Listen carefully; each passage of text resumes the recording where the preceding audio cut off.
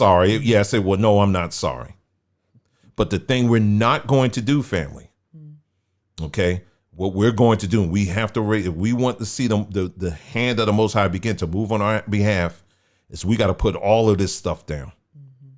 All of these different gods and goddesses. Stop calling people, hey, goddess. Stop that. All my goddesses, where my goddesses at? Where my kings at? You know, I have respect for my brothers and some of the brothers who know me. You know, I have respect for you and all that. I ain't calling nan one of these brothers kings. I'm not doing that because not all of us are supposed to be kings. Not all of us are supposed to be queens either. Has that ever occurred to you? See, I'm very careful when I throw stuff like that around. Hey, king, how you doing? Hey, queen. No, we don't. No, they don't do that. Okay, we seek him, and the what he's put inside of you, the giftings and the talents and the skills. Let those things, they will speak for themselves. Yeah. Not everybody's supposed to be a king sitting on a throne. We think we're supposed to be doing that, but that's not the case at all. Under the Most High, again, I'm just doing this recap here. There's a definitive right and there's definitive wrong. Just plain and simple. There are barriers. I showed you earlier, the first slide I showed you was nature. Nature has boundaries. There are boundaries within nature. There are definitive rights and wrongs within nature. Nicole earlier, she touched on a little bit. She talked about vibration and stuff like that within nature. You know, again, we did a whole video on that. Not what you hear people like, you on low vibration, you got to be on high vibration. Again, there's an element of truth in that. But what they're bringing and adding to it ain't right. It's opening the door for other spirits and demonic activity to come in. Okay? So there is elements of truth in those things and what they're saying. This is why we need to be filled with his spirit so we can kind of walk slowly. That's what I encourage people to do. There's a lot of information that's coming across on these social media networks and all of that. And many of you, that's why I said I can't see how some people can sit and watch video after video after video, one after another. So you need to slow down. You know, so do take the time, and I'm finished. Take the time, family. You know, with this video, go back. You may need to watch some of it again. Make sure you watch it all, okay? If you can't watch it all in one take, that's fine. But just take your time and get through it all. If you have any questions at all for me, you are more than welcome to email me, okay? You're more than welcome. It may take me some time to get to you. I'll get to you. If you have any questions at all, okay? But but for those that are watching this, if you get into the comments and want to start acting crazy, then you're going to be gone, okay? Because we're not going to do it. I want to help people. That's what we're here for. But we're not going to, you know, when it comes to some foolishness, we're not going to tolerate that, okay? Let me just say this, just as my, I guess, closing thoughts. I said what I had to say at the beginning of this video, but here's the thing, you know, when we talk about this topic, right, which we just, like you said, we just beginning this discussion. When we talk about this topic, right, talk about African spirituality, you have a Christian mindset that will say, that's afraid of anything that's Africa. You're just afraid of it. You're afraid it's demonic. It's witchcraft. And you just throw everything out. Then you have the other extreme that wants to accept every single thing, right? And see, somebody put in the chat, Nubia said the hate is real. No, this is not hate. This isn't hate. Do you understand? I love the continent. I love Africa. That's where I am from. Okay? I am thankful and respectful for my righteous ancestors that have gone before me. Right? There's a righteous respect that I have. Right? There's a love that I have for the land that I've never seen, but I will return to. But what we will not do, because you said the hate is real, what we will not do is agree with unrighteousness. And what we will not do is pretend that it's not there. We had messengers, people that the Most High used from the continent to drop information to us about the Bantu family of languages. We found amazing truth in that. There are people that the Most High sent to us, people email us that we've never met from the continent, sharing wonderful information, that filling in little gaps for us. All right? We respect all of that. So no, the hate is not real. There are people who do hate on the continent. We're not two of them. So let's just be very clear about that. Okay? We're not two of them. That's not us.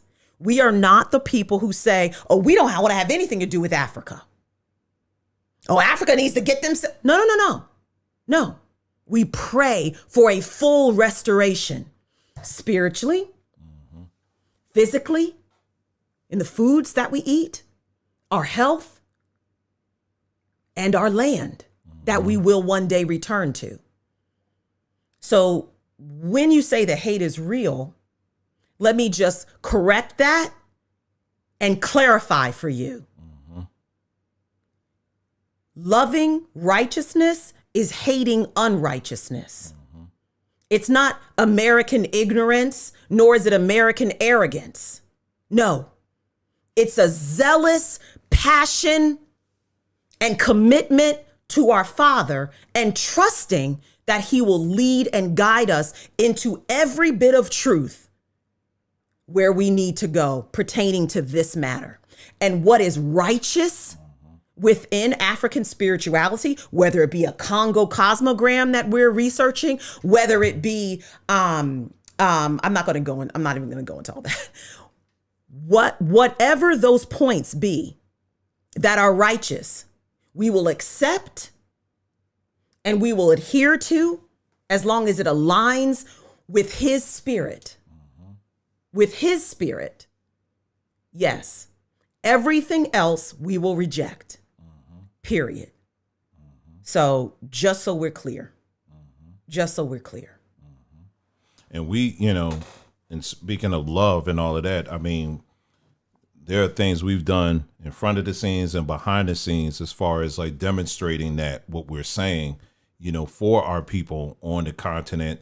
We're not just sitting up here, like I said, just spouting off and saying things like that, but there are things that we've done as well to demonstrate, to show that we do have we have a deep love for our people on the continent. But at the same time, there's a maturity that we must all walk in, and there's certain things we cannot accept. We want to see our people win in righteousness. You understand what I'm saying? I just pointed out to you that you have a continent that 60% of the people are 25 years old and younger. You understand what I'm saying?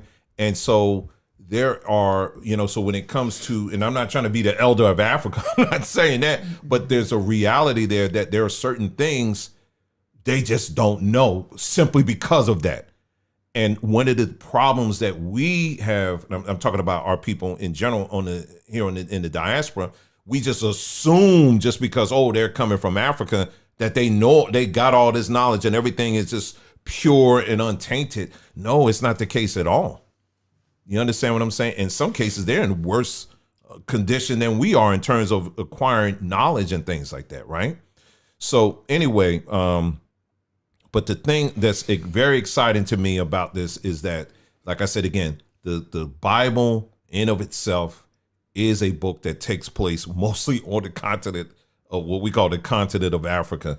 It's a lot of our culture that's right in the scriptures. And it's been so exciting to go through this step by step to see a lot of this stuff, that those connections there. And we don't even have to force it. But there's there's mistakes we made that we're making today that are the same mistakes we made in scripture. And we kind of hit some of them tonight. I'm sorry, this is on me. Let me just say one last thing, and I'm done. Here's the thing prophetically that we do need to know and understand. And someone said, hey, we don't know everything. I think Kadiri, that's a very good brother. Anyway, We don't know everything. I can testify. He said, absolutely. That's absolutely right. Let me just say this prophetically. What we have to know is that there is a transition that is about to happen. There's a transition, and with it comes a great shaking that will happen. Okay. And that shaking will begin to put us in alignment, proper alignment, where we need to be. Now, with that shaking and that transition into alignment, will there be will we operate on a higher level spiritually? Yes. Will we feel a sense of being closer to him? Yes. Will we have more insight? Yes. Yes. Will we move in more power? Yes. Will there be more knowledge? Yes. The enemy also knows this. Yep. And so there always has to be a preemptive move. Yes. A preemptive counterfeit move to get you looking in his direction, the enemy, and get you going onto his track. That's right. So he will entice you with things that you do not know. He will entice you with the unknown. He will entice you with things that seem incredibly deep and spiritual and supernatural and compelling. He will entice you with those things so that you will turn your eyes and go after that just before you were about to be transitioned into this next phase, right? This next stage that the Most High has for you. And what we see happening right here within this quote unquote awakening, we don't want to see anything African. No, we love the continent. No, what we don't like is that we see things bleeding in, getting people to worship the information carriers, whoever these people are. I talked about at the beginning of this video, spiritual guides, getting you to worship the spiritual guides, follow these people who are standing as your spiritual guide to take you deeper. And it's right before you're about to be transitioned or transition into the next level. Yes. That is what's happening now. And that is why we began this. That's why we did this video, which is just a tip of the iceberg and just a beginning. Because we don't want to see our people derailed. Do we want to see our people ascend higher? Yes. Do we want to see our people deepened? Yes. Do we want to see our people operate on a higher frequency? Okay. Yes. But not like this. Not like this. Not through unrighteousness. Not through trickery. Not through people disguised as spiritual guides. No. No. No. And very last thing I'm going to say, which I don't typically do. We talk about this kind of stuff on Samba, right? But I had a dream. And this is another thing. So many people talk about dreams so much that it almost kind of just becomes like noise, right? You know, because everybody has a quote unquote dream, you know, but so it almost lessens the weight of it. But I had a dream, and the people of the Most High were in the water. They were in boats, and they were trying to navigate through the water. And they were going every which way, kind of around in a circle and off every which way, not progressing and moving forward. But they were moving in that direction, non-direction, because there were so many arrows or darts, if you will, being launched at the people in the boats. There was arrow, dart, just coming at the people in the boats, to where they could not navigate because they were so distracted by all the arrows, dodging and all of this. And I woke up immediately and I said, why were the arrows? I was asking the Most High, why were the arrows? Why the arrows? Why were the arrows being launched at our people? And the answer was, so they will not find their way back home. Plain and simple. So they will not find their way back home. So just like that chart we started off at the beginning of this, I don't care if it's anti-Messiah doctrine. I don't care if it's indigenous doctrine. I don't care what it is. I don't care if it's African spirituality with a whole bunch of stuff mixed in. Anything that is not righteousness is an arrow being launched at the people so that they will not find their way back home. And that is what we vehemently stand against and will fight against. And righteousness draws you to him. Yes. That's how you know exactly what righteousness is. Righteousness isn't just a mere knowledge and grabbing a book, because all this other stuff, it leads you down. You're just going down one aisle after another aisle after another aisle of knowledge after another aisle of knowledge, and that's it. But if things inside of you aren't changing, if you are not being made the better, I'm talking about those tangible things. What's the fruit of the Spirit? Love, joy, peace, patience, kindness, all of those things. Those are the tangibles. Okay. Those are the tangible things. Yeah. Righteousness, right living. The Most High defines us very well what that is. Okay. That's very well. And then when you talk about this other stuff, it's not defined. It's whatever you want it to be. Okay. So that's the difference when we talk about spirituality, be it Chinese spirituality, be it East Indian spirituality or whatever, Native American spirituality, it doesn't matter. African spirituality, it doesn't matter. Rather if it be that or whatever. When those that follow the Most High, he's very defined on what is righteousness. And without that, you just drifting, plain and simple. And sadly, we have folks who are in Israel who are just doing that. You got a lot of knowledge, but man, you'll switch off and go into any of these expressions that we went through tonight in a second because your house is not built on him. It's built on sand, and it can't be that. All right. So, yeah, so that's all, family. We've been on here for some time here. Wow. Okay.